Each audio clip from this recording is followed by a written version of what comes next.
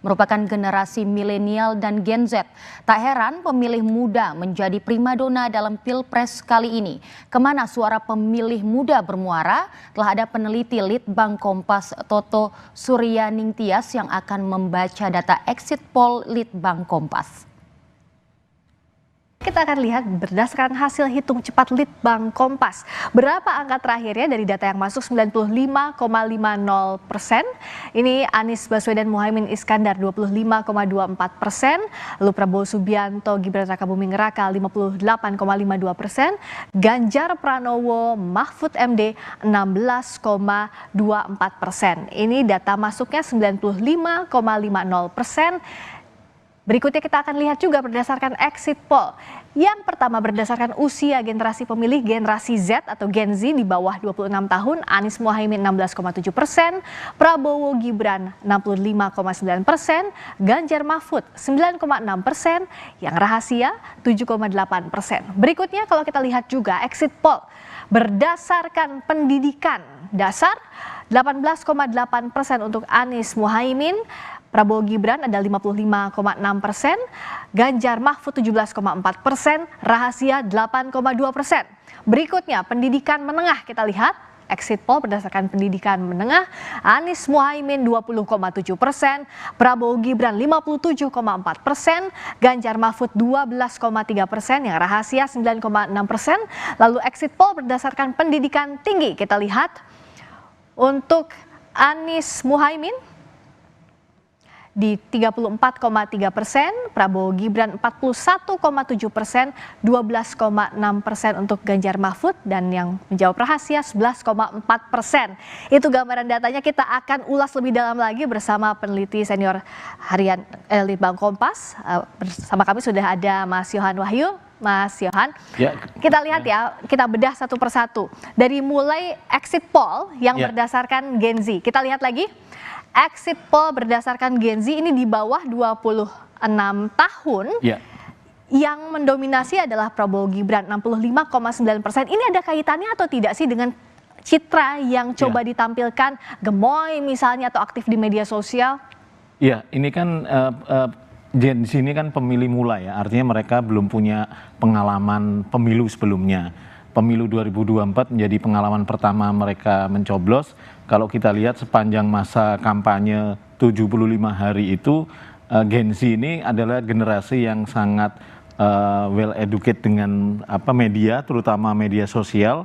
Informasi-informasi yang berkembang terkait kampanye pemilu itu pasti akan mereka asup dari media sosial. Dari survei kita memang Gen Z ini rata-rata di atas 6 jam sehari untuk mengakses informasi terkait pemilu. Nah, kalau kita lihat fenomena selama ini dari ketiga pasangan calon, narasi-narasi atau idiom-idiom yang sangat dekat dengan Gen Z kan kalau kita lihat ya, setidaknya diksi gemo itu ya, yang diperkenalkan oleh pasangan Prabowo Gibran itu lebih banyak diasup atau dikonsumsi oleh generasi Gen Z ini. Itu yang sedikit banyak kemudian memudahkan transfer informasi ya, transfer narasi kampanye itu lebih mudah ditangkap dengan generasi Gen Z ini dengan kata-kata atau yang mungkin dekat dengan keseharian mereka. Istilahnya easy reading atau easy listening gitu ya, gemo gitu ya. Tapi memang itu yang paling dekat dengan mereka. Kalau kita lihat ini kan terbaca ketika dari kelompok pemilih Gen Z hasil exit poll ini 65,9%. Artinya kan selisihnya jauh dengan pasangan Anies Muhaimin dan Ganjar Mahfud ya, sangat jauh sekali terpautnya. Ini bisa dikatakan diksi gemo itu kemudian cukup relatif sukses ya, mudah dicerna dan sukses menggait para pemilih mula di Gen Z ini. Termasuk kalau kita lihat kan jumlah pemilih muda plus Gen Z ini 56% kurang lebih ya. Kurang lebih itu artinya hampir 60% ya. Gen Z ini menjadi porsi terbesar pemilih kita. Jadi bayangkan ketika narasi yang begitu mudah dicerna, mudah kemudian ditangkap oleh mereka dan mereka kemudian mengasosiasikan itu ke pasangan Prabowo Gibran, ini kan lebih mudah orang kemudian menggait perhatian, menggait simpati, sehingga itu terbaca sedikit banyak. Kalau kita lihat elektoral pasangan Pak Prabowo Gibran ini memang disumbang oleh mereka pemilih mula ya. Kalau isu misalnya isu-isu terkini terkait pemilu, apakah Gen Z tidak banyak melihat itu, tapi lebih kepada sosok, figur, tampilan selain misalnya Diksi Gemo juga ada AI begitu. Itu sangat berpengaruh, Mas. Iya, kalau kita lihat ada beberapa pertanyaan di survei ya, mungkin di exit poll tidak begitu banyak pertanyaan. Di survei misalnya dari kelompok pemilih Gen Z ini relatif aktif mencari informasi. Jadi misalnya seminggu sebelum TPS gitu ya, seminggu sebelum pemungutan suara, kita tanyakan apakah mereka mencari tahu lokasi TPS, apakah mereka mencari tahu daftar caleg yang ada di dapil mereka. Itu rata-rata kalau kita bandingkan antar generasi ya, antara Gen Z dan generasi di atasnya, mereka yang terlibat cukup aktif mencari daftar caleg untuk mencari tahu siapa caleg yang akan mereka coblos itu Gen Z. Rata-rata di kelompok mereka 30% dari kelompok pemilih Gen Z ini aktif mencari tahu dibandingkan yang lain gitu ya. Dan menariknya juga ketika ditanya apakah saat ini sudah punya pilihan, waktu itu kan seminggu sebelum pemilu ya, terkait capres dan caleg gitu ya, itu Gen Z juga lebih tinggi capresnya. Jadi mereka mengikuti pemberitaan, artinya mereka sudah punya pilihan capres tuh. Jauh-jauh hari tahu mau milih siapa dibandingkan generasi yang di atasnya. Angkanya memang ada, tapi lebih di bawah mereka ketika mereka sudah punya pilihan capres gitu ya. Ya mungkin ini karena juga kita katakan pemilu pertamanya, jadi pemilu pertama, jadi antusias, ingin mencari itu aktif gitu, ingin melibatkan diri karena di survei juga disebutkan 90,6% itu antusias dan disumbang lebih banyak oleh pemilih Gen Z. Ini kan belum punya pengalaman, ingin melibatkan diri, apalagi di lingkungan mereka lewat sosial media kok begitu gencar ya informasi pemilu, sehingga mereka akan mengasosiasikan terlibat dalam proses itu. Itu kalau Gen Z kita lihat sekarang berdasarkan pendidikannya. Kita ambil sampel salah satunya pendidikan dasar.